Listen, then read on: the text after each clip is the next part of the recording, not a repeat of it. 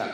Donc, avant de commencer, je pense que Rob nous a introduit un peu tout ce qui concerne la définition de l'hospitalité et il a fait le parcours de la Bible, de la Genèse jusqu'à l'Apocalypse. Mais ce matin, on va rester dans l'Ancien Testament pour voir comment l'hospitalité est quelque chose qui vient de Dieu et le cœur de Dieu est dans l'hospitalité et comment aussi Dieu se révèle dans l'hospitalité. Donc, c'est ce qu'on va voir aujourd'hui. Mais avant d'aller dans le message, de voir dans la parole de la Bible, je vais juste vous raconter une histoire d'hospitalité où moi et ma femme, on a été accueillis dans un pays étranger comme un ange, comme des anges. Et il s'agit en fait du Mali. Si vous ne connaissez pas, en fait, le Mali, c'est un pays à 90% musulmans et où il y a la persécution. Donc, nous, quand on était allés, il y avait en fait les djihadistes qui ont pris la moitié du pays. Donc, on allait simplement parce que Dieu nous a envoyés là-bas. Et ma femme était malade en ce moment-là. Et on était allés et il y avait une dame qui nous a accueillis. Elle s'appelle Christelle. Je pense qu'elle est elle est au fond à votre gauche, j'imagine, et ses deux enfants. Fait que Christelle, elle est une chrétienne. Avant, elle n'était pas chrétienne, mais son histoire, c'est une fille, en fait, une femme monoparentale qui a été délaissée par son mari, qui voulait fuir le Mali pour aller en Europe. Donc, son mari avait tout vendu et il laissait tout seul cette femme qui ne connaissait personne dans ce pays aussi. Elle était étrangère et c'était la dame qui a la croix, qu'on appelle Maman Pasteur, qui l'a accueillie, qui l'a logée, nourrie, prend soin avec ses deux enfants et à travers ça, elle a connu le Seigneur. Nous, on ne savait pas tout le background, donc on allait simplement dans ce pays-là parce que Dieu nous a envoyés et aussi il y avait un médecin qu'on nous a donné son nom qui pourrait opérer ma femme en ce moment-là. Fait qu'on y allait, on a juste eu son contact et on l'a écrit, on cherchait un endroit où on peut juste trouver en attendant de faire les formalités pour rentrer à l'hôpital. Et elle nous avait accueillis. Et je vous dis, elle n'avait rien. Elle avait juste un 2,5 avec juste un matelas. Il n'y a pas de lit, il n'y a pas de meubles. Et elle nous a simplement accueillis. On ne l'avait même pas demandé. Et que nous, on cherchait un endroit, de nous trouver un endroit parce qu'on ne connaissait personne. Et la langue aussi, nous ne sommes pas familiers à la langue qui est parlée là-bas. Elle nous a simplement ouvert sa maison. Sa maison, même son appartement de 2,5. Et elle nous a laissé simplement sa chambre pour dormir là, elle et ses enfants, pas à la terrasse, mais dans le salon, un petit salon, à même le sol. On était bouleversés. Moi et ma femme, on ne comprenait pas d'où vient ce amour-là, juste envers des étrangers que nous sommes. Et quand on lui demandait, on disait, le Seigneur est bon. Fait que il nous a juste envoyés chez lui, chez elle, et elle nous disait que, lui, elle particulièrement, le Seigneur lui a parlé d'ouvrir sa porte et ils ont l'habitude de dormir dans la rue et par terre, fait que ça ne fait rien, donc de prendre juste sa chambre et dormir là. Et je vous dis, on a su après qu'elle était persécutée et elle perdait son boulot dans la semaine où nous étions arrivés. Et moi, ma femme, ça nous a vraiment touchés. Et je vais vous raconter peut-être plus tard qu'est-ce qui s'est passé, comment Dieu s'est révélé à travers cette histoire d'hospitalité qu'on a eue dans un pays persécuté. Je vous dis persécuté, les chrétiens sont persécutés là-bas. Moi-même, j'avais assisté à un attentat qui s'est passé avec des blessés qu'on ramenait. C'est la première fois que je voyais vraiment la cruauté de l'homme de mes propres yeux. Fait que il faut prier pour les chrétiens là-bas, mais je vous dis, c'est différent. C'est différent. L'amour des chrétiens que les chrétiens ont là-bas, je ne l'ai jamais trouvé partout ailleurs. Et ça m'a profondément bouleversé. Fait qu'on va voir aussi dans la Bible ce matin comment Dieu se révèle à travers l'hospitalité. Donc, Rome nous a défini dans le premier message que l'hospitalité, c'est simplement l'amour pour l'étranger. Des gens qui sont différents de nous, avec qui on n'a pas d'intérêt particulier ou avec qui ne sont pas du même standard que nous, donc qui sont différents. Et quand on voit dans la Bible nous parle en fait de l'affection de Dieu pour tous les peuples. Et Dieu, lui, il aime tout le monde. Que nous soyons différents de même race ou de même ethnie ou n'importe où dans le monde, le cœur de Dieu est pour l'étranger. Et l'hospitalité divine, c'est un acte d'amour désintéressé, car c'est Dieu qui nous a aimés le premier. On n'était pas aimable du tout. On s'est séparés de lui, mais lui nous a accueillis en premier. Et aussi, l'hospitalité divine, on ne peut pas l'avoir humainement. Là, les chercheurs sociologues parlent que souvent, on a, humainement parlant, naturellement parlant, on a peu d'affection envers les gens qui nous sont étrangers. On le voit dans la politique même d'immigration ou bien d'accueil des réfugiés, c'est pas pareil d'un pays à un autre. Donc, on ne va pas rentrer dans la politique ce matin, mais on va voir comment Dieu, lui, son cœur est ouvert à tout le monde, à accueillir tout le monde, sans exception, du petit jusqu'au grand et de n'importe quelle nationalité. Donc, ce matin, comme je l'ai dit, on va regarder 2 points pratiques. Le premier point, c'est l'hospitalité est avant tout le cœur de Dieu en action. Et le deuxième point, c'est que Dieu se révèle quand nous pratiquons l'hospitalité. Donc, c'est Dieu qui nous invite aussi collectivement et individuellement à manifester cet amour pour les étrangers. On ne peut pas par nos propres forces. C'est Dieu qui met cet amour-là en nous. Et qu'il nous invite, comme je dis, collectivement en tant qu'Église et individuellement aussi en tant que personne, fils né de Dieu, à pratiquer l'hospitalité.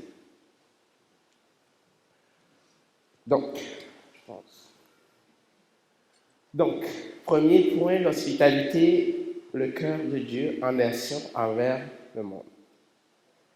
J'ai mis un verset, mais je vous parlerai de ce verset tantôt. Cela commence d'abord dans le jardin d'Éden. Quand on ouvre la Bible, Genèse 1, Genèse 2, on voit l'hospitalité de Dieu.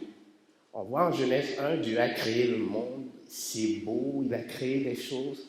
Mais dans Genèse 2 particulièrement, ce qu'on voit, c'est qu'en plus Dieu a créé les choses, il a mis en place un jardin. Et ça, c'est particulier. Il a mis un jardin et il a placé l'homme dans le jardin pour pouvoir l'accueillir. Et aussi pour que l'homme puisse l'accueillir et avoir une relation avec lui. Donc, ça commence dès Genèse 2, où Dieu crée une place. Il aurait peut-être, en fait, dire à l'homme, multipliez-vous. Il a dit dans Genèse 1, mais particulièrement dans Genèse 2, on voit qu'il crée une place. Il met l'homme dans le jardin pour accueillir l'homme dans le jardin et prendre soin de l'homme et lui-même, il vient pour que l'homme puisse l'accueillir.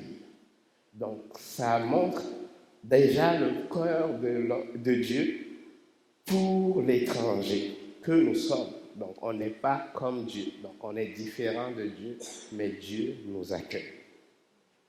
Et déjà aussi, dans toute l'histoire de l'Ancien Testament, Dieu a amené le peuple d'Israël en exil à l'étranger.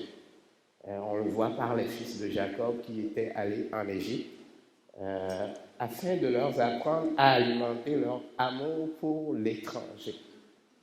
Donc, et quand dans Exode, il leur recommande, donc Exode 22, 21, il leur recommande, tu maltraiteras point l'étranger et tu n'opprimeras point, car vous avez été étrangers dans le pays d'Égypte.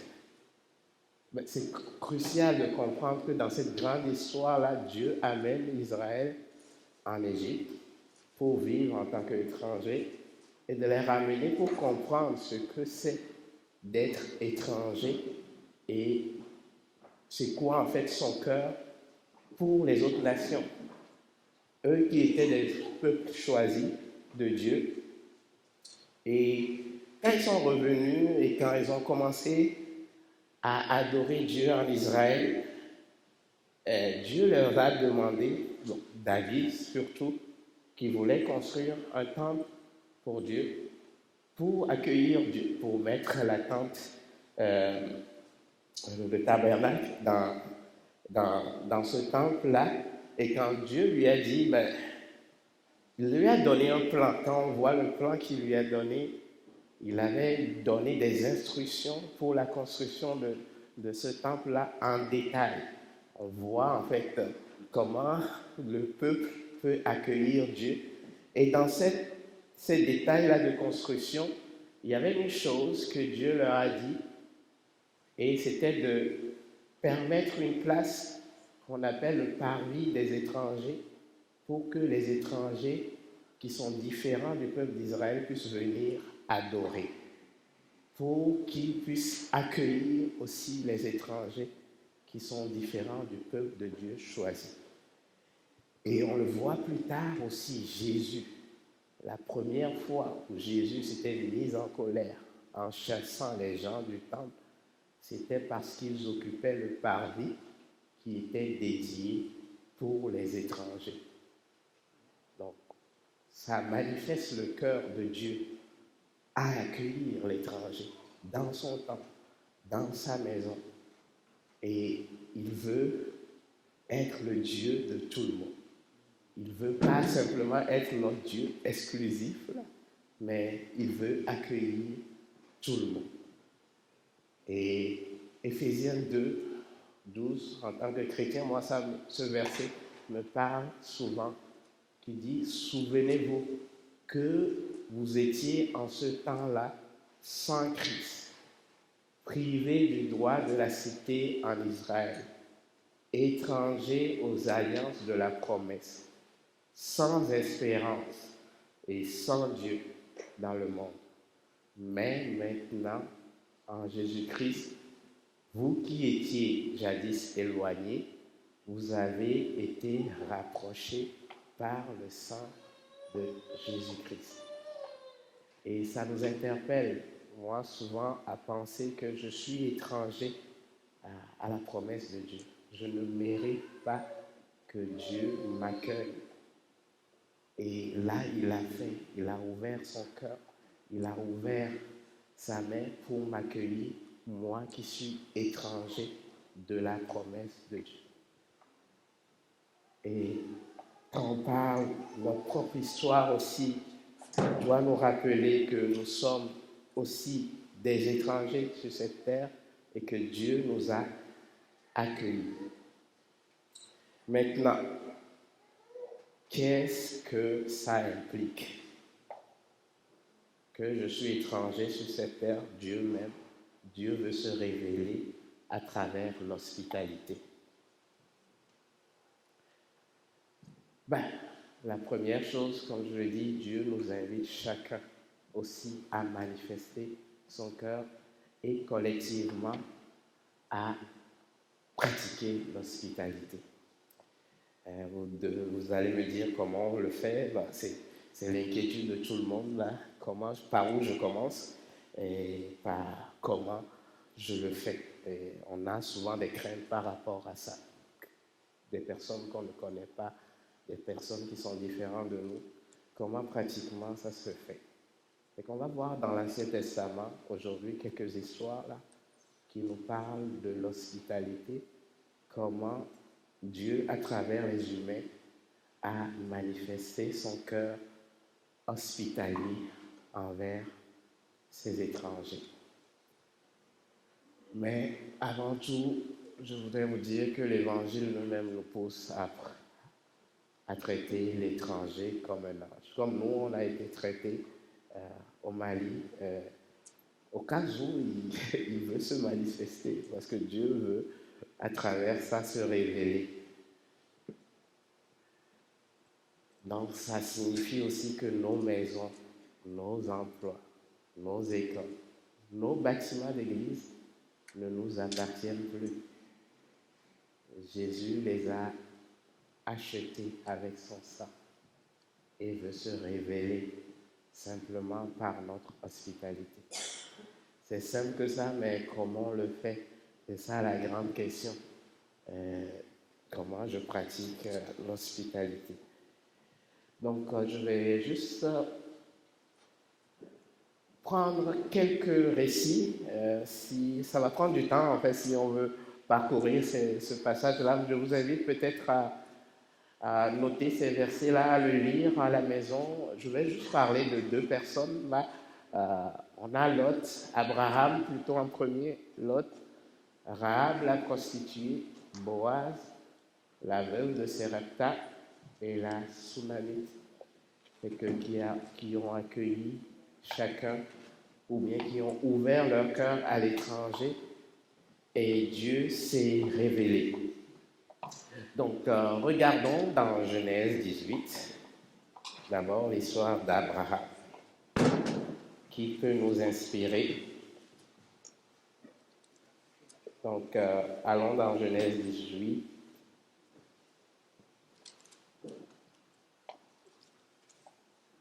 Si vous n'avez pas votre Bible, en fait, vous pouvez demander à l'accueil, des gens vont partager. Donc, je vais le lire dans la version que j'aime bien, Parole de vie. Mais le Seigneur se montre à Abraham près des grands arbres sacrés de Mamré. Abraham était assis à la rentrée de sa tente. C'est le moment le plus chaud de la journée.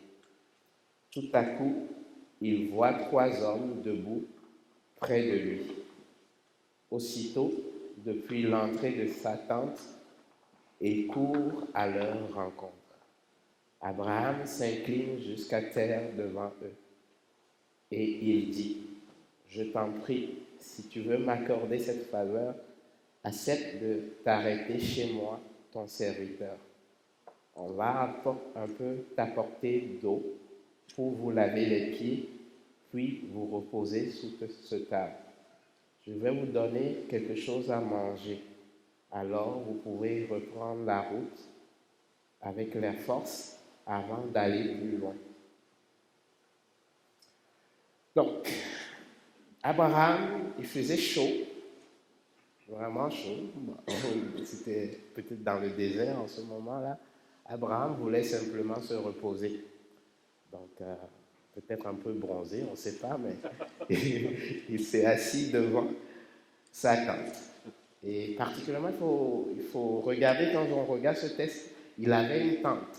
La tente était le symbole aussi pour, certains commentaires le disent que c'était le symbole que Abraham se considérait lui-même comme aussi étranger. Donc si on a une tente avec nous, ça veut dire qu'on n'est pas chez nous, mais se considérait en premier aussi comme étranger. Et il voit de loin un besoin des hommes, 3 hommes qui arrivent, qui passent en fait. Et il lève la tête. La première chose, c'est qu'il lève la tête et regarde. Ok, il y a un besoin. Quelle est ma réaction? peut simplement se baisser la tête et laisser passer aussi. Mais spontanément, il court vers les personnes qui étaient sous le soleil chaud,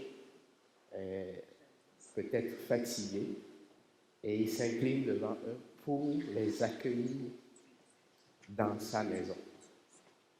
Donc on voit simplement Abraham réagir à un besoin qui était devant sa face.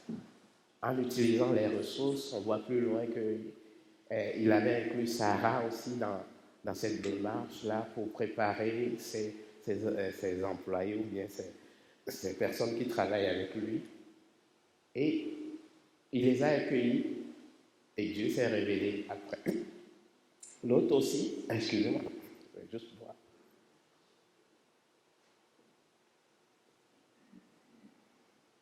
Dans Genèse 19 aussi, on voit la même chose pour Lot. Je vais juste lire aussi ce passage.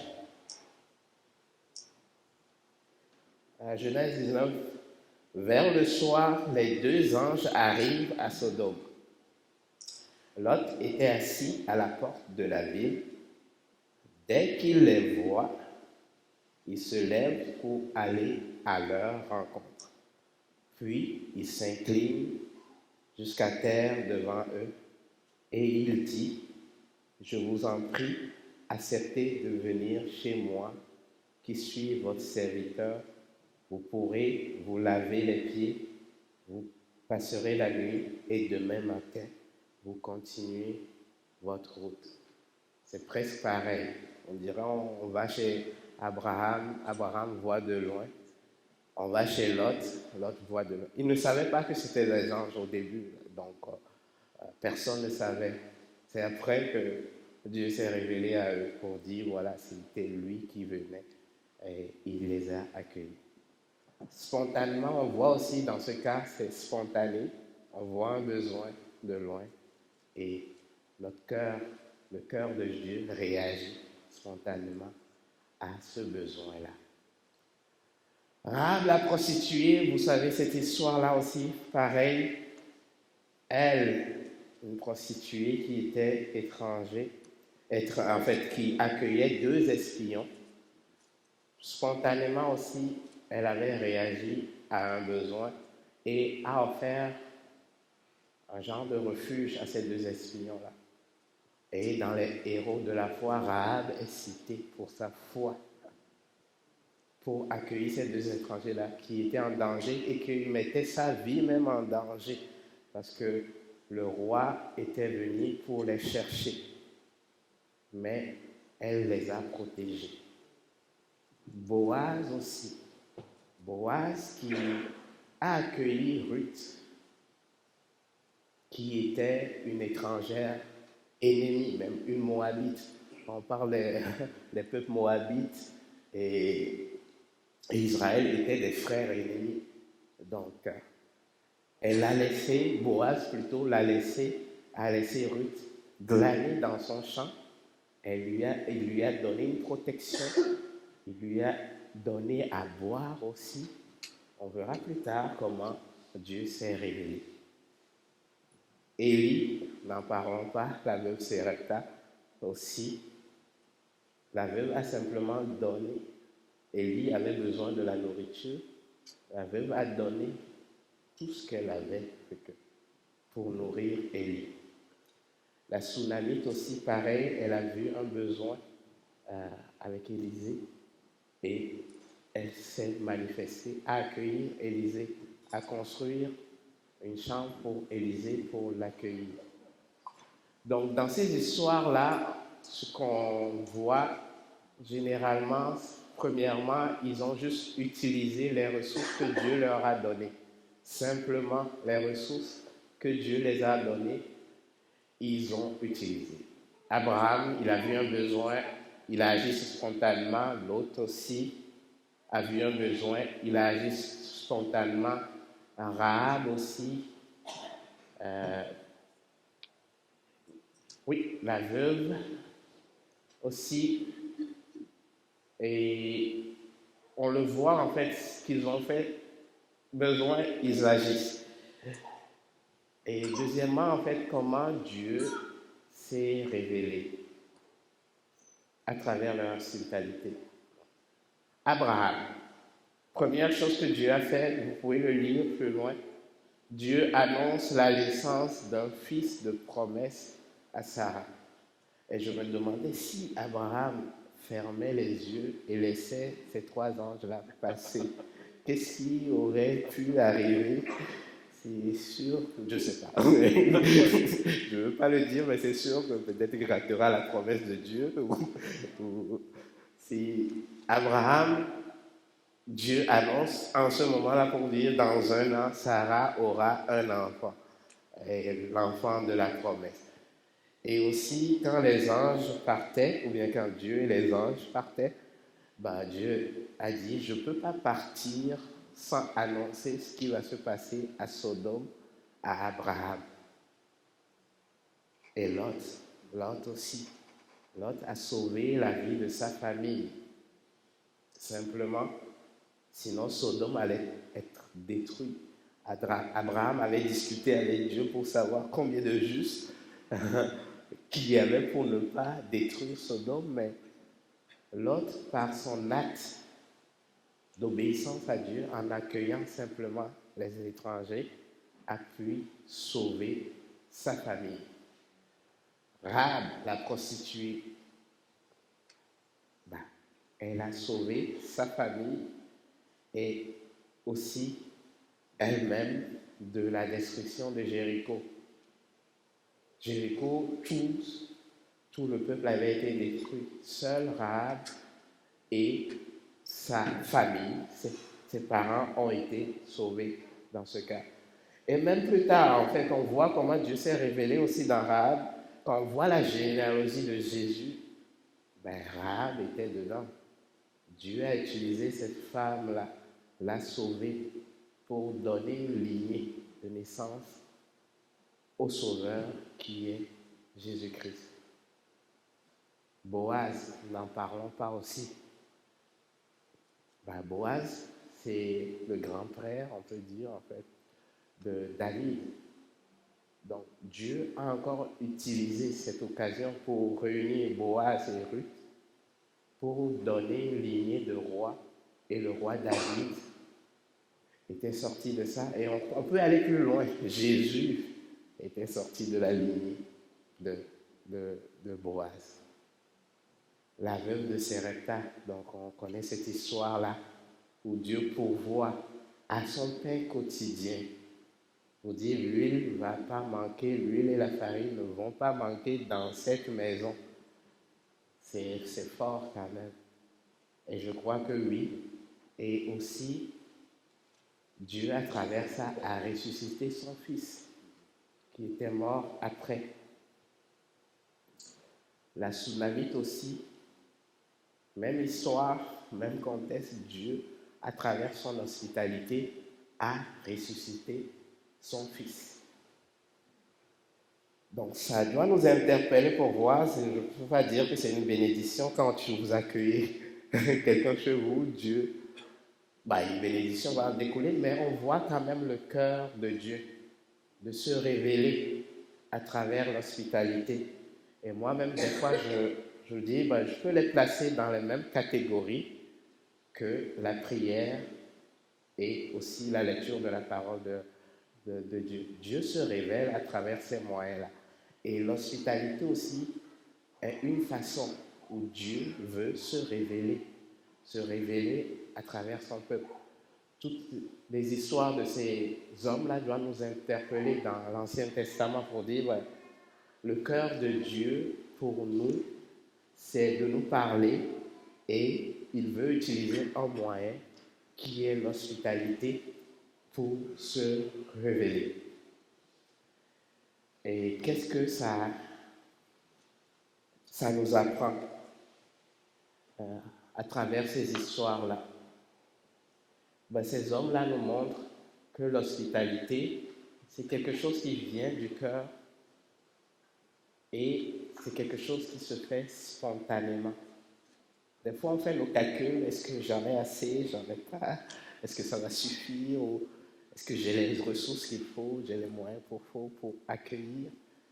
Mais quand on voit l'histoire de ces personnes-là, c'était des situations spontanées, il faut réagir à un besoin qui est là et ils ont simplement utilisé les ressources que Dieu leur a données.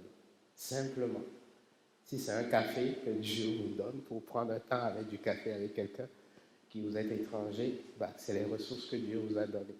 Si c'est un téléphone pour appeler, ou bien si c'est juste un sourire devant la porte de quelqu'un que vous ne connaissez pas, ce sont des ressources que Dieu nous a données simplement à utiliser à bon escient pour aimer l'autre, pour aimer les gens qui sont différents de nous. Que la question qu'on peut se poser ce matin, est-ce que je suis prêt à relever ce défi-là? Est-ce que mon cœur est préparé à refléter le cœur de Dieu à travers l'accueil de l'étranger? Et moi, je remercie le Seigneur si on voit notre Église. Ça, en fait, je me dis, c'est la chose qui m'a retenu à Ecclésia quand j'étais arrivé.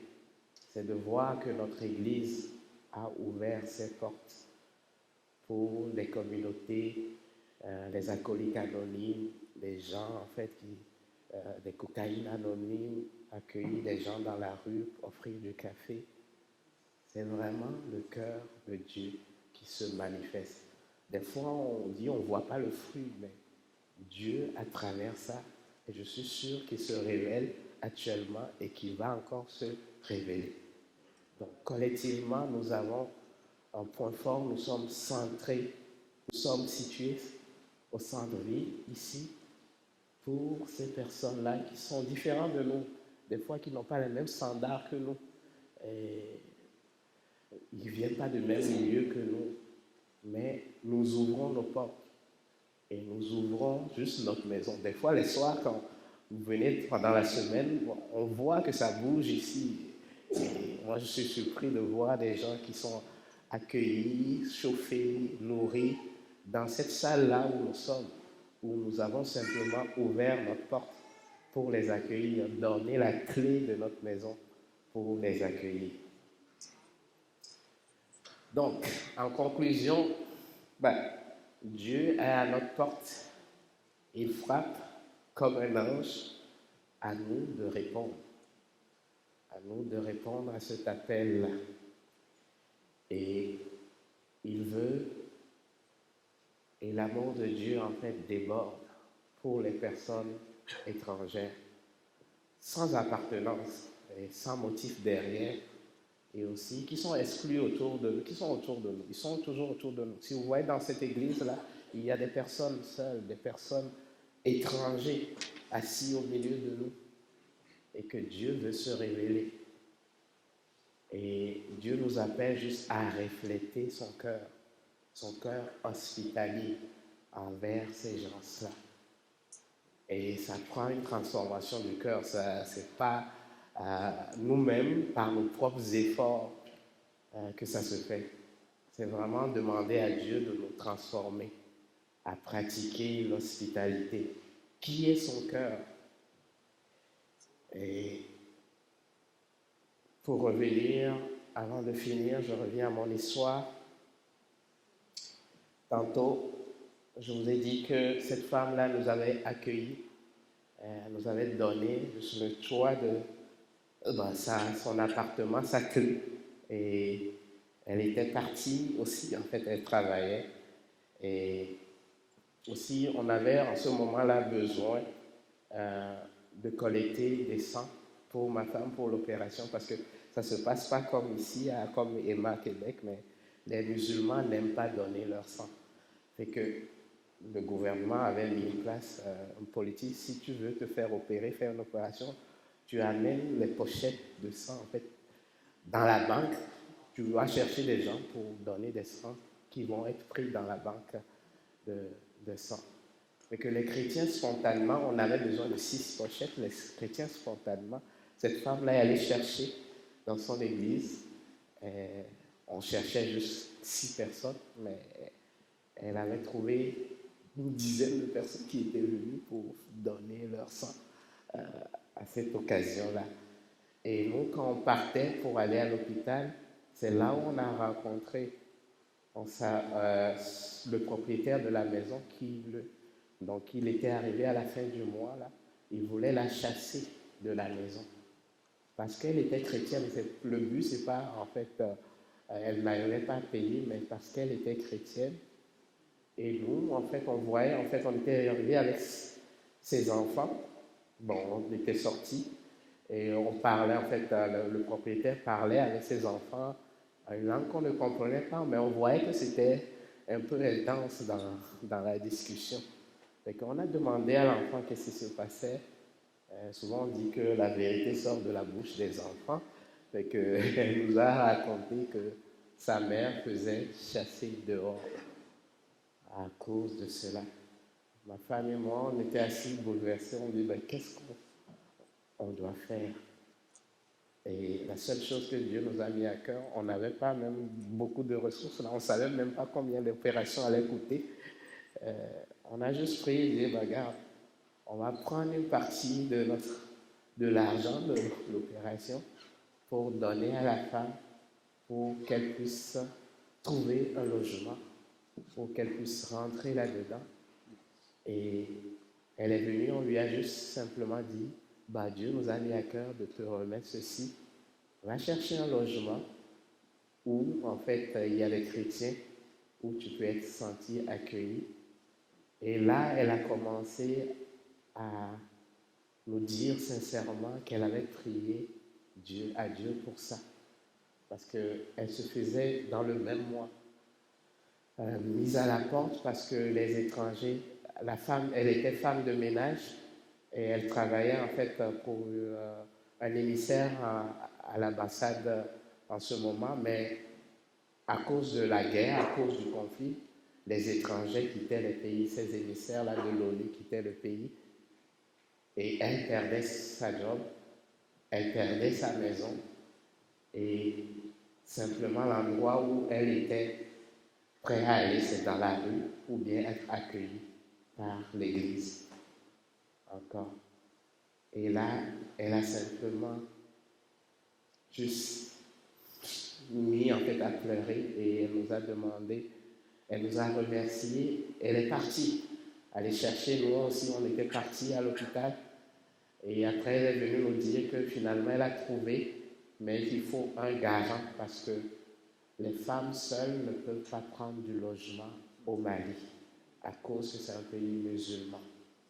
Et que moi j'étais prêt à aller, on était allé et on a trouvé un appart, on a signé le bail de 4 mois. Finalement, ça a pris 4 mois. En fait, on a signé un bail pour, pour lui remettre l'argent pour les 4 mois de loyer qu'elle avait. Nous, on était rentrés, les enfants étaient contents, on l'a aidé à aménager dans son nouvel appart. Et aussi, nous, en ce temps-là, je vous dis en fait que cette femme n'a plus eu ce besoin-là depuis qu'on est en contact avec elle. Lui n'a pas manqué dans sa maison. Et comment Dieu a pourvu. Et aussi nous-mêmes, quand on partait à l'hôpital, l'opération a été réussie, tout était bien. On savait même combien on allait payer. Et Dieu aussi a encore fait un miracle là-bas. On était, le directeur de l'hôpital nous a appelé que c'était la première fois qu'il faisait cette opération, que ça a été une réussite et que nous allons payer comme étant des Maliens. Donc, nous n'allons pas débourser de sous à proprement dit pour payer cette opération-là qui était complexe. Voilà le cœur de Dieu, comment Dieu se manifeste à travers l'hospitalité. Et je vous appelle tous, je nous appelle tous à ouvrir notre cœur pour l'hospitalité, pour accueillir les gens qui sont différents de nous. Et ma question de réflexion ce matin, je vais appeler Benoît qui... On puisse réfléchir ensemble sur quelles sont mes excuses On en a plusieurs. Moi-même, j'en ai. Je vais vous dire ça tantôt. Pour ne pas pratiquer l'hospitalité. Est-ce que c'est la pression de la performance? Mes craintes par rapport, mes différentes craintes par rapport à l'autre. La famille, les enfants, le manque de temps. Je suis trop introverti. Je n'ai pas assez de ressources. Mais qu'est-ce que je dois renoncer pour pratiquer l'hospitalité? Est-ce que vous voulez simplement le remettre à Dieu? Est-ce que nous voulons le remettre à Dieu? Moi, ces derniers temps, c'est le manque de temps avec la famille et tout. Je disais, c'est comme si je nageais à racheter le temps. Mais je vous dis, cette semaine, en préparant cette prédication, Dieu m'a parlé personnellement de lui remettre le temps. C'est lui le maître du temps. Et il peut racheter mon temps. Et je vous invite à méditer là-dessus. Et si le Seigneur vous met quelque chose à cœur qui bloque, qui est un frein à manifester son cœur pour l'hospitalité, écrivez-le de façon symbolique pour lui dire je lui remets, peut-être en allant en arrière, en a mis un post-it derrière, symboliquement juste en lui remettant pour dire je te remets. Je vais le faire aussi. Moi, c'est le temps. Je l'ai déjà fait. Je sais que le Seigneur est capable, mais prenez juste le temps de réfléchir là-dessus, de méditer pour voir qu'est-ce que j'ai dans mon cœur qui me bloque ou bien qui empêche que je pratique le Seigneur.